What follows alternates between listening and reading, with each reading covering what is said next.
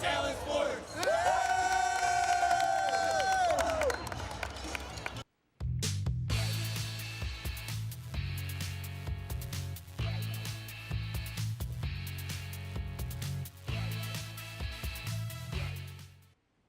Hello and welcome to this playoff edition of Eagle Talk. I'm John Goehring. And I'm Shay Gauthier. Today we will recap the postseason runs for Brockport basketball and hockey. And we will even get into the Section 5 high school playoffs for basketball and hockey. And we will check in with the RIT and Rochester Americans hockey teams. But first, we head to Oswego for the SUNYAC men's basketball tournament in which Brockport advanced to the finals. Brockport pulled off a close, thrilling 86-85 win over Plattsburgh Friday night to take on the #1 seed host Oswego. The Brockport Golden Eagles taking on the Oswego State Lakers in the SUNYAC championship game Saturday, and Oswego's Max Zeal Gymnasium was buzzing for this one. We head straight to the fourth quarter. Chris Atkinson with a three. Brockport coming up close, but Oswego won't let this home court advantage slip away. Joe Sullivan with a putback off, and Oswego miss. Lakers get this thing rolling. Brockport not giving up yet, though. The red-hot freshman Danny Ashley drains the three.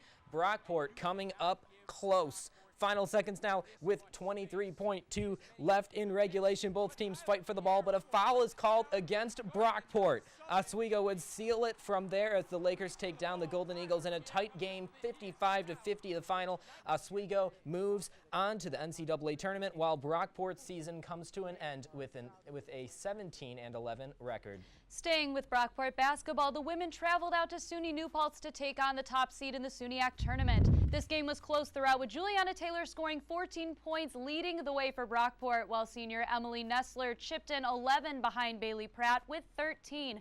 But New Paltz was led by Lindsay Betke with 26 points to give the Hawks a 70-67 win over Brockport.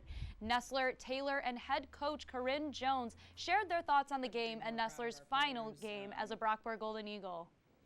Resilient is something we talk about being all the time, and that's what we were tonight. I mean, basketball is a game of runs, and you know, we didn't let New Paltz's run stop us from making one back. So just what resiliency we had, and a credit to New Paltz. You know, Simon and Becky made some shots down the stretch and some free throws. So I think that was just the difference in the game right there. I do remember it, and of course it's never by myself. Like, my teammates found me, they got me the ball, they've had my back this whole game, this whole season, so it definitely wasn't by myself. I knew that my team was there. I knew I kicked it to Morgan to get that three. Like, that was huge for us. So mentally, I knew my team needed me to score, so I tried to just dominate the paint, and I knew they'd find me. In the fourth quarter, like, we had leads, and we know those are games that we shouldn't have lost, and just upsetting Cortland, being the 5 seed, going to Cortland, beating them was great, and beating them the week before, it gave us some momentum. Coming here, competing the entire game with a nationally ranked team shows a lot on our part, just like shows that we can compete with anybody, really. So Shay, talk about these Brockport basketball teams. What heartbreaking losses for both of them this weekend. Yeah, but the games were so entertaining. I don't know, I was watching the games, listening to the games. It was definitely intense. It was definitely close. I have to say, it was probably a good way to finish off the season for Brockport. Even though it didn't go the way that they wanted to, they should still be very proud of the 2 games because they were very close and very entertaining. The effort indeed was there. While both basketball teams now were in the SUNYAC tournament, Brockport's hockey team clinched a spot there as well. They would face the Plattsburgh Cardinals in the first round. How did it go? Let's send it to Plattsburgh to find out. Brockport hockey out in Plattsburgh for the quarterfinal round of the SUNYAC playoffs. Not even 5 minutes into the game, Doc Gensler with a one-timer. Brockport up 1-0. The Golden Eagles would hang on to that lead all the way through to the third period, but in the third, the Cardinals get on the board. Matt Araujo ties it up with 13:13 to go in regulation. This game is knotted up at 1 apiece, and then a couple minutes later, Cole Stellard shoots one in from the corner. Cardinals take a 2-1 lead. Brockport couldn't come back after that as Ross Sloan would score on a shorthanded breakaway into the empty net for Plattsburgh. Brockport's season comes to an end, falling to Plattsburgh 3-1 final. Golden Eagles finish the season with a record of 15-9-2. So tough loss for the Golden Eagles. Yeah. But once again, a great effort on the road all the way up in Plattsburgh. Right. Gosh, just Brockport, man, it's not going their way. Having great games, just not anything that, not taking home a victory. That's for sure. Yeah, tough weekend, but Plattsburgh up there, it's a tough place to play. Yeah. Well, as we said, this is a playoff edition episode of Eagle Talk, so we will keep it rolling with high school. We begin in Brockport as the Brockport Blue Devils hosted the Canandaigua Braves last Wednesday night. Brockport hosting Canandaigua in the first round of sectionals Wednesday night at 80 Oliver Middle School. First quarter, Brockport up by 4, but Cody Ike nails the three-pointer. Braves deficit cut to within 1, but the Blue Devils respond quickly. Shamar Lee going coast to coast with the dunk. Canandaigua, however, is up by 2. Fast forward to the final seconds of the fourth quarter now. Kyle Palka dunking away the win. For Brockport, Blue Devils take this one 64-60. Brockport's season would come to an end Saturday, though, as they fell to Irondequoit 64-36.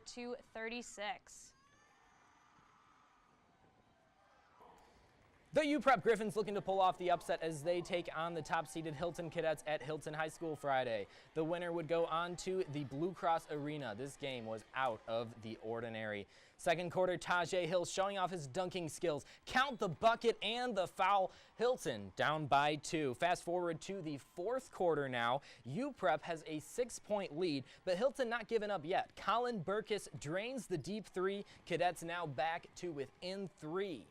Final seconds now, 1-point game. UPrep's Christine Lee with the layup, and that's all they would need. Griffins pull off the shocking upset as the number 8 seed, and they take down the top-seeded Hilton Cadets 67-64 the final. UPrep, they're going to play Fairport at the Blue Cross Arena Tuesday night at 8 p.m. The number 2 seed Gates Chili hosting number 7 seed Webster Schrader Friday. The winner moves on to the Blue Cross Arena. Second quarter, Colin Donnelly with the Warriors layup. Schrader only down by 4. Third quarter now, it's Keith Slack, the Gates Chili senior. Slack dribbles it around and knocks in the one-handed layup. Slack finished with 14 points. Then it's dunk time. Adam Williams drills it down for Gates, but don't celebrate too long as Schrader dunks it right back. Stephen Plummer dunking it right back on the other end. Schrader would come close in the fourth quarter, but Gates Chili hangs on to win 64-62. They clinch a spot in the Class AA semifinals and will play McQuaid at Blue Cross Arena Tuesday night at 8 p.m. The number 2 seeded Greece Athena Trojans taking on 10-seeded Brighton and on Saturday at Greece Athena High School. First quarter Trojans go out looking ready to play. Kelvin Reeves Jr. with the 3-point shot. Athena up by 5. The Barons do respond, though, not long after that. Najib Awad finds Nate Sponsel for the bucket. Brighton looking to make a comeback, but Athena looks to show why they are one of the top teams in Section 5, if not the top team. Reeves here hits the jumper to expand the Trojans' lead. Reeves had 19 points for Athena, and then DeAndre Newsom with the long 2-pointer to put the game away. Greece Athena is moving on as they defeat Brighton 70-47. Athena will play Irondequoit Wednesday night at Webster Schrader in the Class AA1 semifinal. So, wow, exciting high school basketball action. This is really exciting. The talent that comes out of these schools. It's just been really enjoyable to watch. What do you predict? Oh, it's going to be tight. I really like Greece Athena's chances. That game was a blowout. They really blew away Brighton. So we'll see. What do you think is going to happen? I'm with you on this one. Good. So we're going to see. We're going to see. Wonderful. Now, we're going to stay with Section 5, but shift from basketball to hockey. Spencerport Hockey is having a Cinderella season. Let's head to RIT to see how they played in sectionals versus Canandaigua. In the Section 5 Hockey Class B semifinals at RIT Wednesday night, number 2 seed Spencerport taking on number 3 seed Canandaigua. We got action right out of the gate in this one. Spencerport's Joey Kazupoli battles the puck into the back of the net. Rangers take an early 1-0 lead. The Braves would answer, though, a couple minutes later. Carter Williams finds Evan Best with the one-timer past the Rangers goalie. This game is all knotted up at 1. Then From the blue line, Parker Scholand with the wrist shot, somehow finding his way into the net. Spencerport takes a 2-1 lead, and the Rangers would knock in another not long after that. Ryan Plouffe with a one-timer past the Canandaigua goalie. Spencerport would go on to beat Canandaigua 7-3, the final. The Rangers will play Webster Thomas in the sectional final on Monday at RIT. They killed them. It wasn't even close. It was not close. Hockey's typically low scoring, so, oh wow. From worst to first for the Spencerport Rangers. Heck yeah, Spencerport. They're so fun to impressed. watch. And they might not be done yet. They're going to the championship game. Can't wait for that one tomorrow night. We stay at RIT and we check in with the Division I team that plays there, the Tigers. RIT coming off a 5-3 Friday win hosting Robert Morris Saturday night, looking to finish the season strong in their final 4 home games. Not even 30 seconds into the game, the Colonels strike first. Adam Spellacy with a one-timer past RIT goalie Logan Drackett. Robert Morris up 1-0. Later in the first period, Justin Adamo slaps one in past Drackett. Colonels now take a 2-0 lead. The score would stay that way until the third period. And in the third, the Tigers get on the board. Kobe Walker, right place, right time. Tigers back to within 1. And then RIT looks to tie the game, and they do. Eric Brown knocks in the pass from Adin Brubacher. No one would score after that, so this game would end in a 2-2 tie. We told them they were going to be ready, and it's a good learning lesson. We got down 2-0.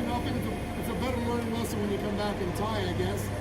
We talked about discipline. We stayed out of the box for the most part, and I just felt, we didn't get. I thought the second 10 minutes of the first period is when we got our feet back underneath us. Not that much happened. Then I thought the second period is where we started playing better.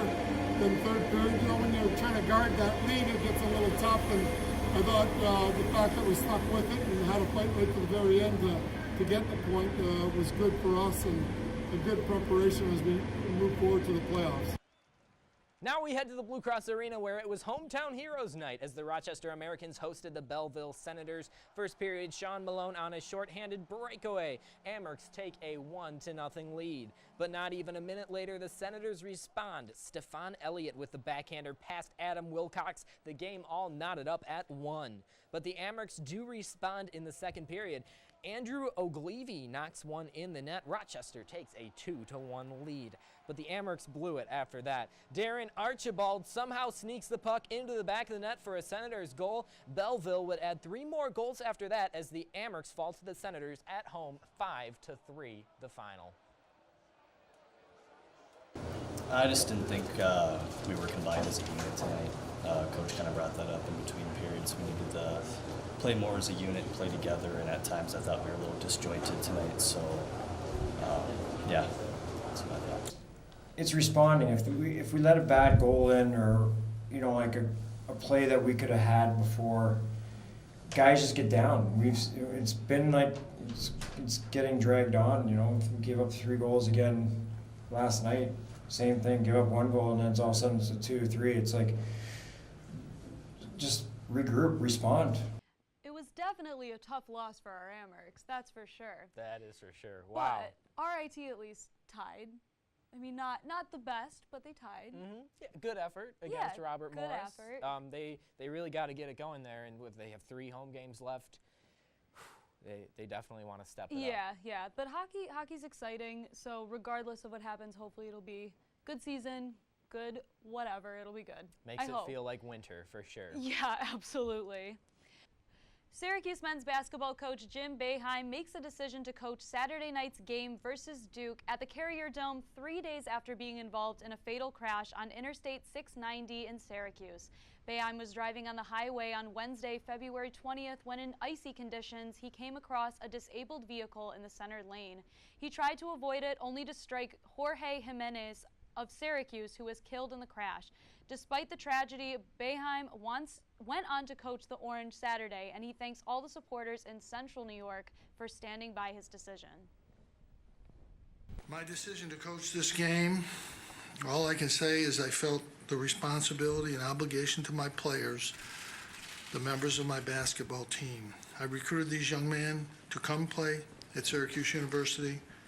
They needed me to try to do my job tonight, and they understand I did this feeling fully the weight of the tragic accident and its impact on him and his family. This is something that will be with me for the rest of my life. Syracuse would fall to Duke 75-65, but as Boeheim says, his thoughts and prayers are with the Jimenez family during this difficult time. Syracuse police do not expect to file any charges or issue any tickets in relation to the crash, as it was a total accident and occurred on an icy and dark part of Interstate 690 that night. Well, this is all the time we have for Eagle Talk, but for all of your Section 5 playoff action, as well as the Brockport Golden Eagles and RIT, as well as Amherst hockey action, stay with us. We've got you covered. Until next time, I'm Shay Gauthier. And I'm John Goehring. Thanks for watching.